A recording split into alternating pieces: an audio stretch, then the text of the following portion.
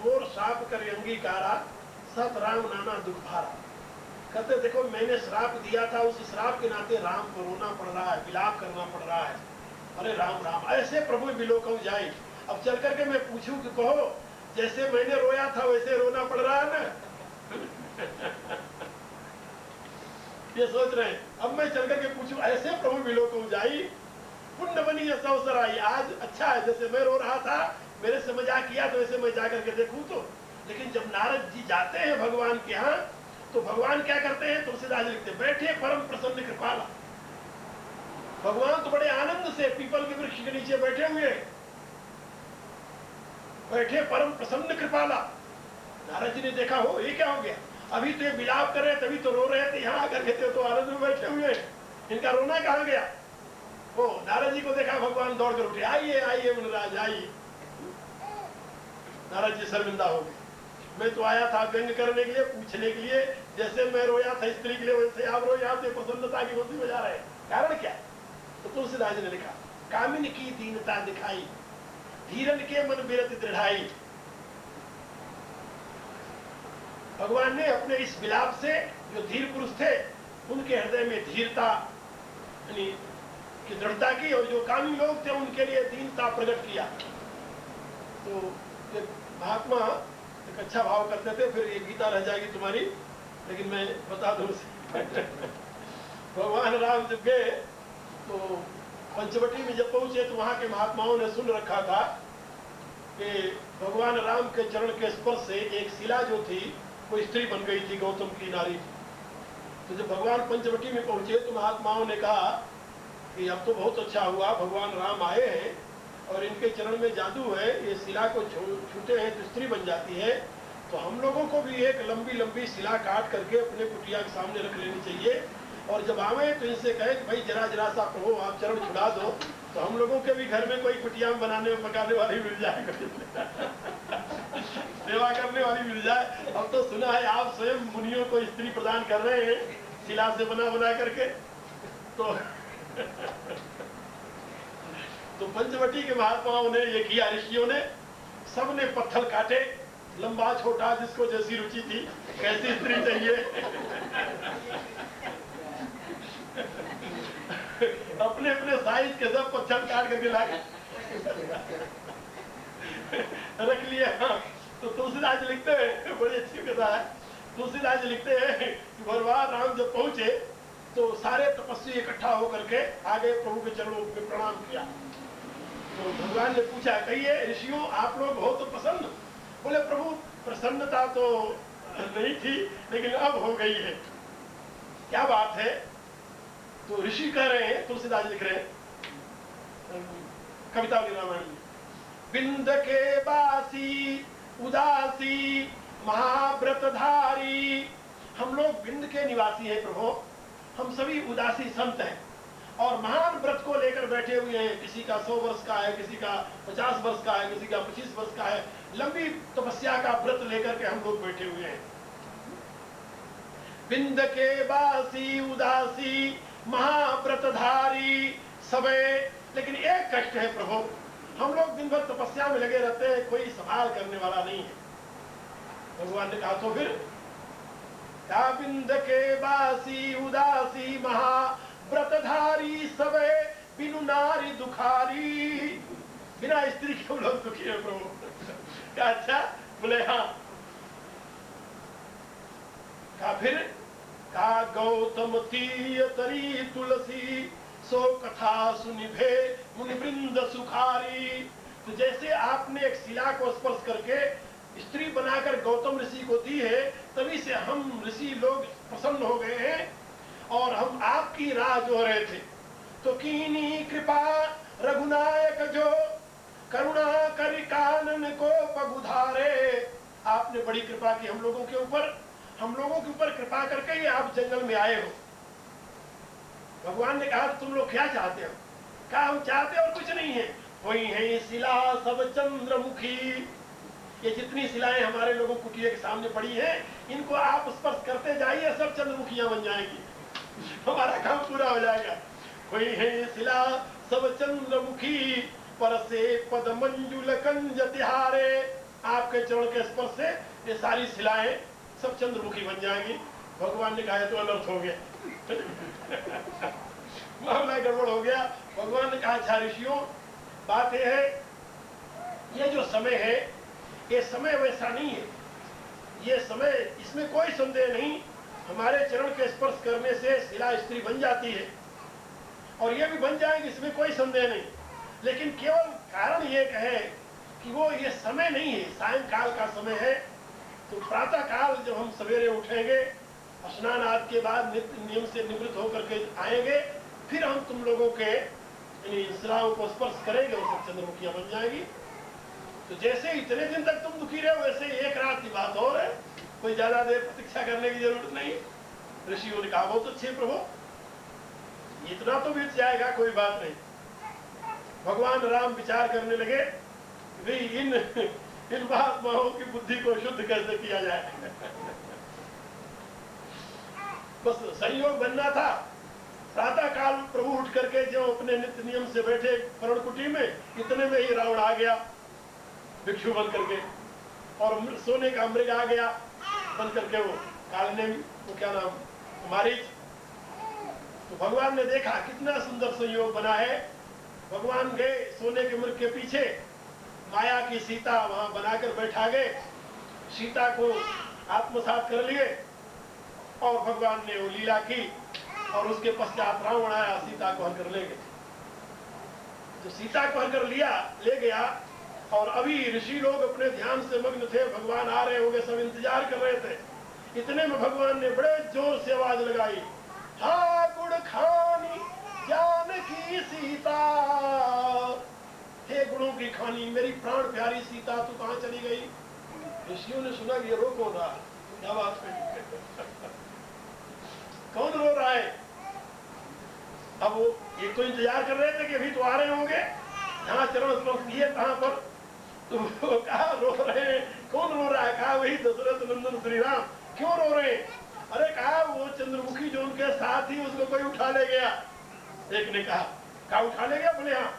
अरे कहा पागलो, दो धनुर्धारियों के बीच में यदि एक नहीं बच सकी, उसे उठा ले गए, तो अपन तो बाला फेरते रहेंगे, कोई उठा ले जाए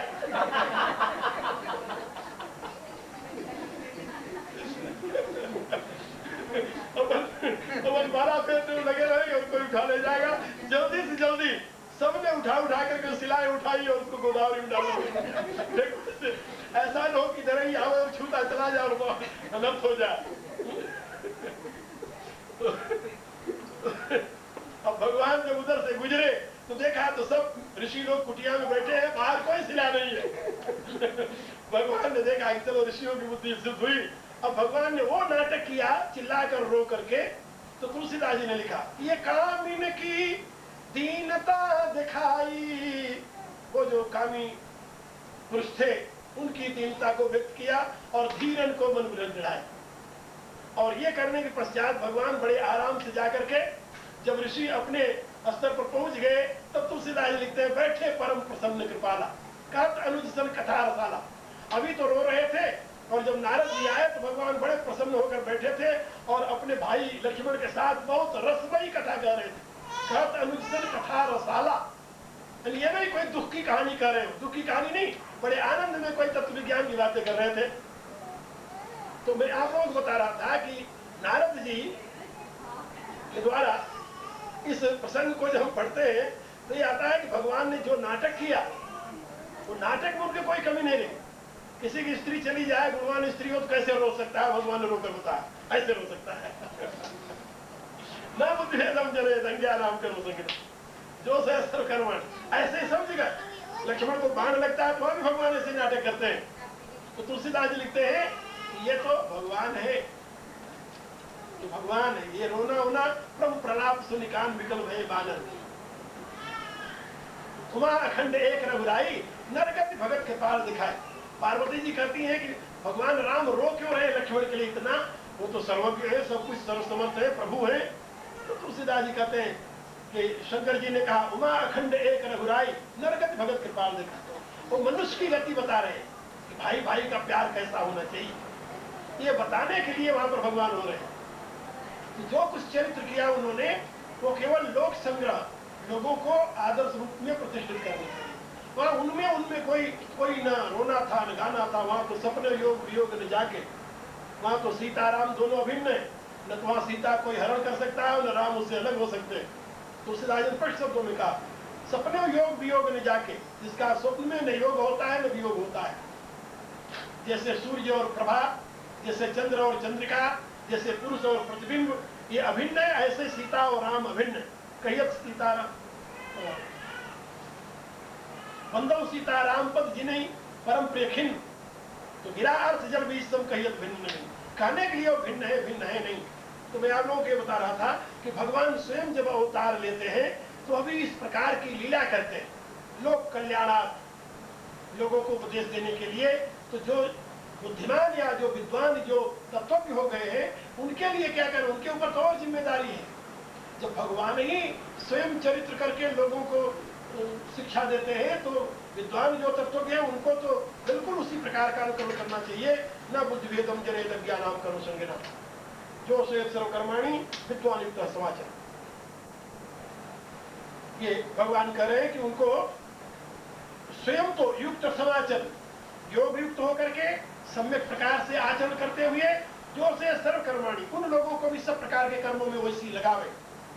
धीरे धीरे उसी का अनुकरण करते हुए लोग भी महान बन जाएंगे। एक बात याद रखना, बच्चा यदि अंगुली पकड़ करके चलना सीखे तो बड़े जल्दी सीख लेता है, सहारा लेकर के। और यदि बिना सहारे के चलना सीखेगा तो चलना सीख नहीं पाएगा, गिर जाएगा, कभी चल ही नहीं सकता। बिना सहारे का यदि किसी बालक को आप चलाना चाहेंगे तो चल नहीं सकेगा, चलना सीख नहीं सकेगा, उसको अंगुली का सहारा जरूर चाहिए। इसी प्रकार से जो अज्ञानी लोग हैं, असक्त लोग हैं, जो आसक्त लोग हैं, उनको भी सहारा चाहिए। सहारा किसका चाहिए? ज्ञानी का। इसीलिए हमारे यहाँ जीवन की 3 विधाएं बताई गई हैं। मनमुखी, दूसरे हैं गुरुमुखी, जिनको मर्यादा मार्गी कहते हैं, और तीसरे हैं ज्ञानमुखी, जो तत्व मार्गी है, जो तत्वज्ञ है, सिद्ध है।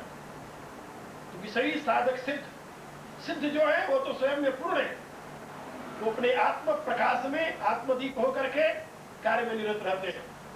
जो अभी सिद्ध नहीं हुए साधक हैं, वो गुरु की अंगुली पकड़कर, गुरु की बुद्धि के सहारे अपनी बुद्धि को धीरे धीरे विकसित करते हैं। गुरु की बुद्धि जैसे अंगुली पकड़ करके चलता है, पिता की पुत्र सीखता है चलना, उसी रूप से गुरु की बुद्धि का सहारा लेकर के अपनी बुद्धि को विकसित करते हैं।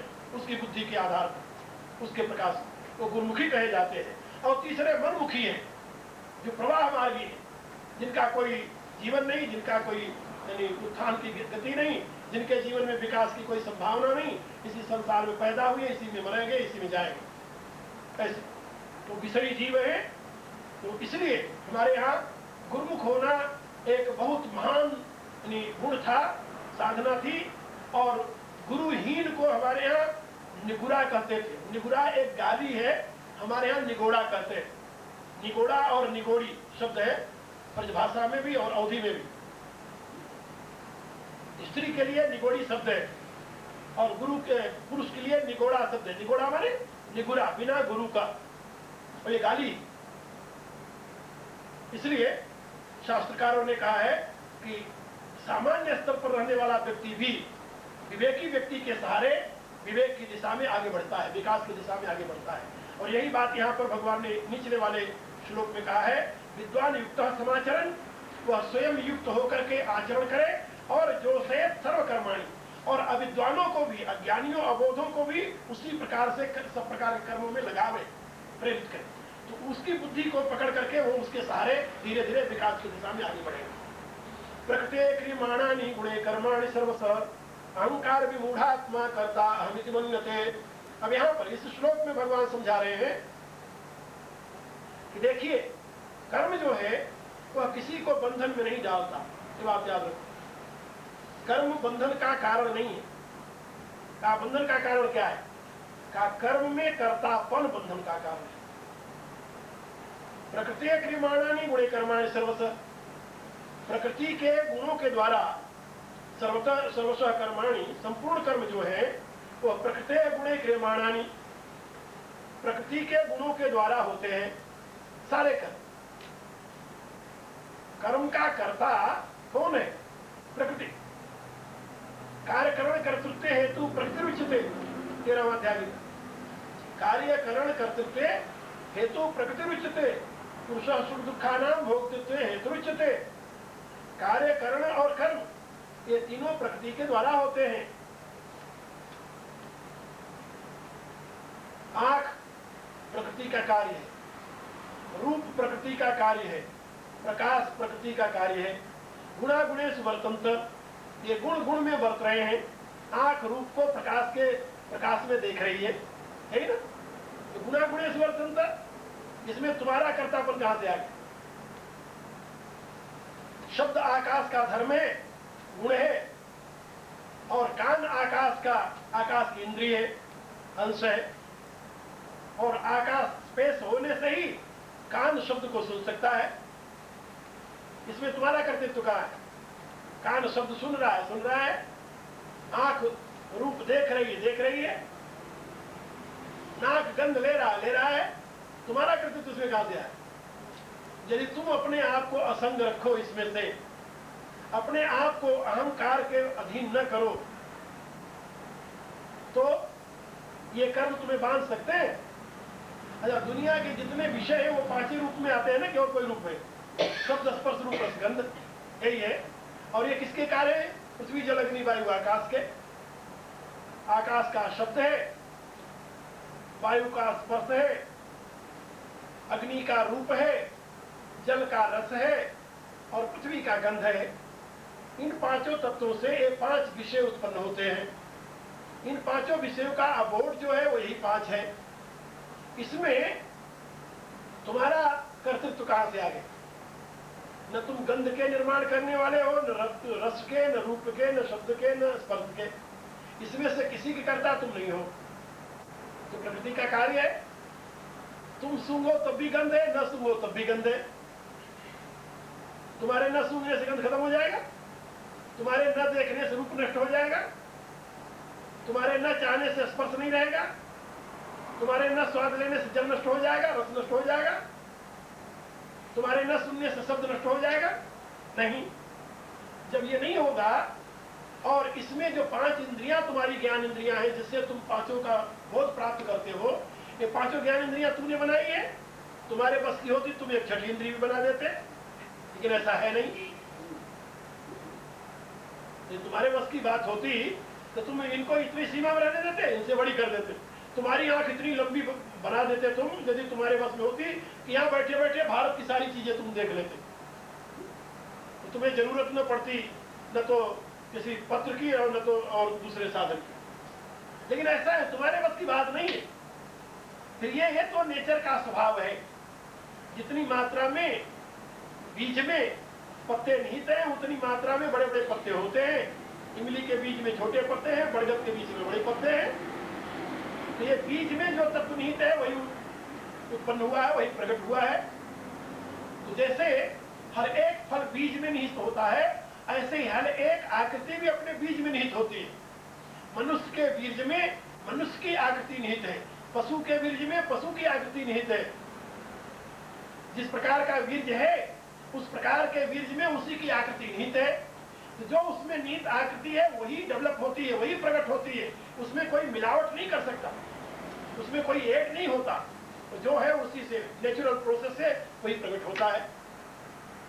जिसमें तुम्हारा कर्तव्य कहां पर काम कर रहा है? तो भगवान कह रहे हैं कि प्रकृति क्रियमाणानि गुणे कर्माणि सर्वस्व, प्रकृति गुणैः सर्वस्व कर्माणि क्रियमाणानि। प्रकृति के द्वारा उत्पन्न हुए जो प्रकृति के गुण हैं वही समस्त कर्मों के करता है। लेकिन विमूढ़ात्मा, अहंकार विमूढ़ात्मा कर्ता अहमिति मन्यते। लेकिन अहंकार के द्वारा जो मूढ़ता को प्राप्त हुई आत्मा है, व्यक्ति है, वह अपने आप को कर्ता मानता है। अहंकार विमूढ़ात्मा, ये विमूढ़ता कहां से आती है? अहंकार से। अहंकार क्या भला है, समझो इसे। अहम शुद्ध चेतन का अभिव्यक्त रूप है। अहम जो है, हम स्फुरणा है। स्फुरणा जानते हो? पंजाबी स्फुरणा कहते हैं, संस्कृत में स्फुरणा कहते हैं। जो स्फुरणा है वो स्फुरणा चेतन की अहम रूप से प्रकट होती है, जिसको हूं कहते हैं, हम कहते हैं। हम जो सो के साथ हम आप कहते हो ना, तो हम जो है वही पूर्णा है, और वही पूर्णा आपका जीवन है, उसी को जीव कहते हैं। वो जो पूर्णा है, जहां पर वो पूर्णा शुद्ध है,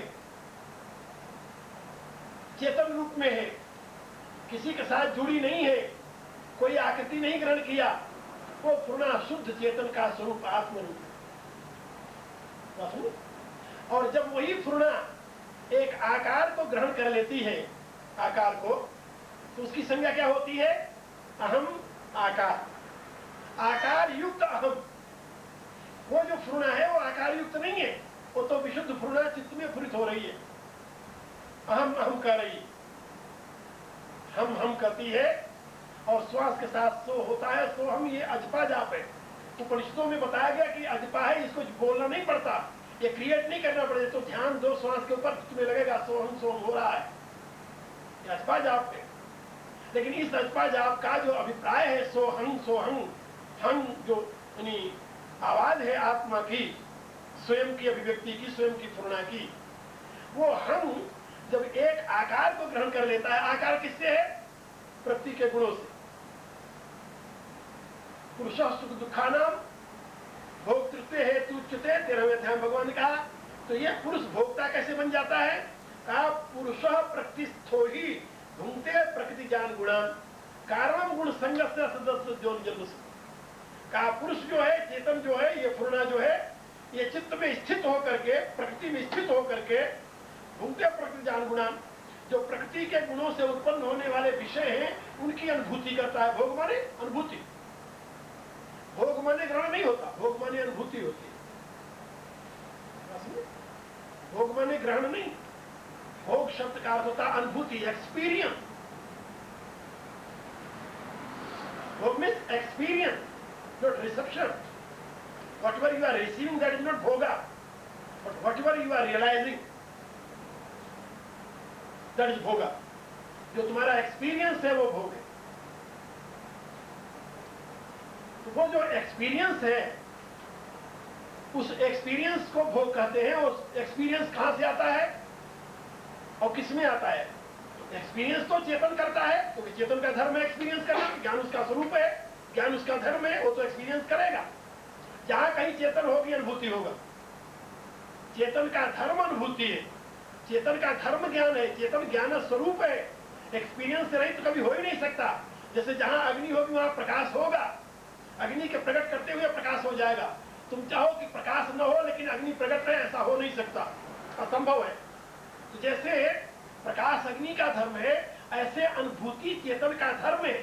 जहां चेतन होगा वहां अनुभूति होगी, लेकिन उस अनुभूति में जो आसक्ति है, राग है,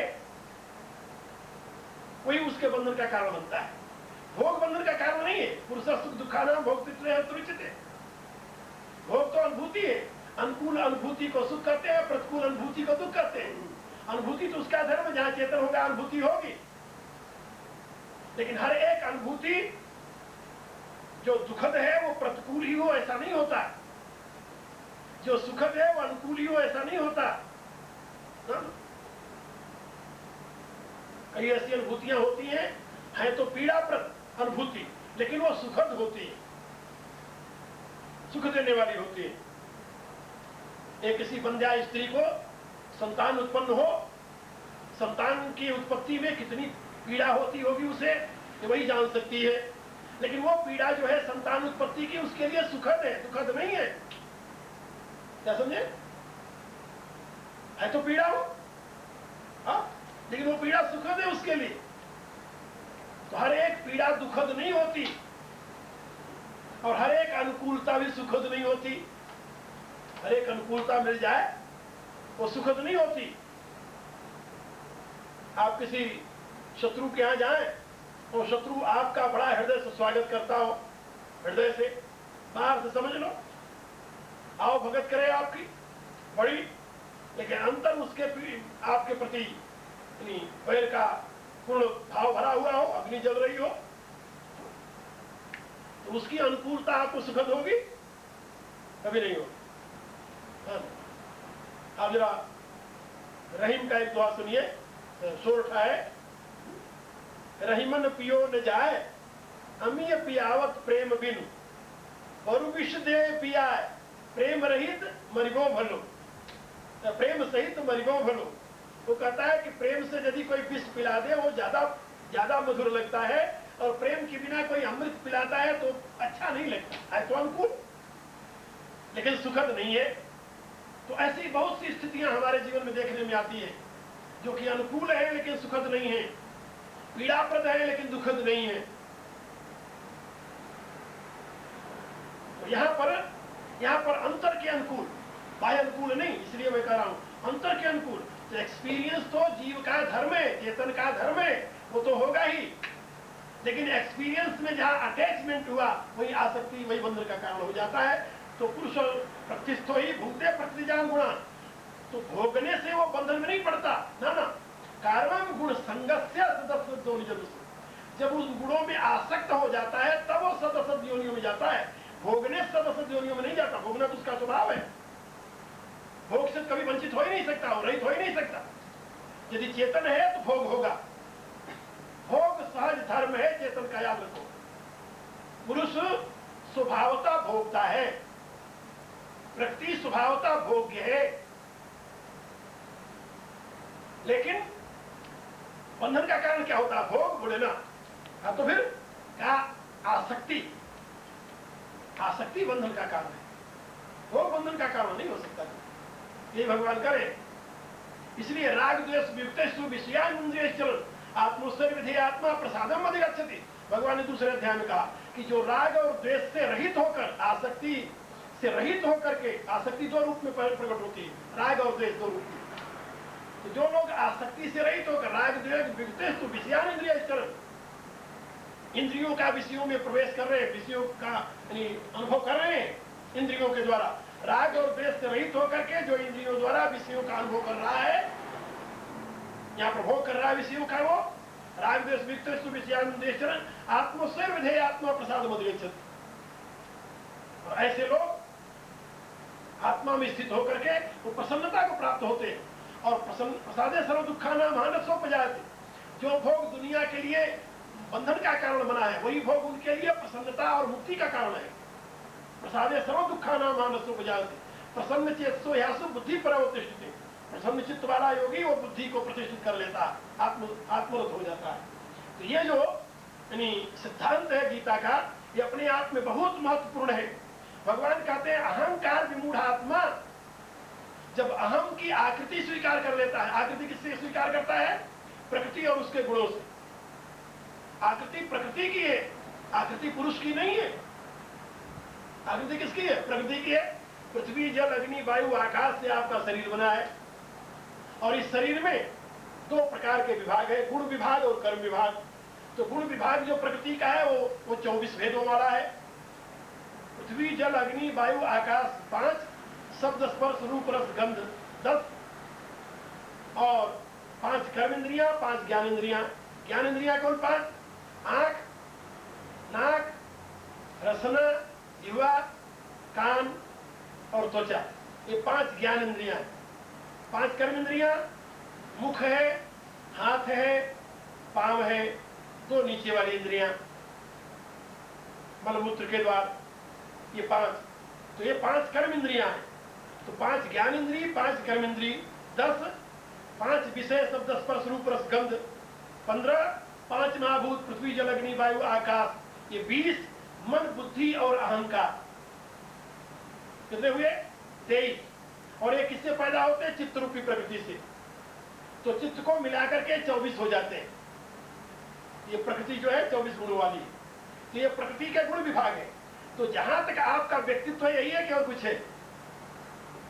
यानी ये शरीर है, आप पंचमहाभूतों से बना हुआ, 5 ज्ञान इंद्रियां, 5 कर्म इंद्रियां, और इसके अंदर अंतःकरण है, मन बुद्धि चित्त अहंकार, यही आपका व्यक्तित्व है ना, इससे और कुछ है? इससे परे तो आत्मा है जो इसको प्रकाशित कर रहा है। तो ये तो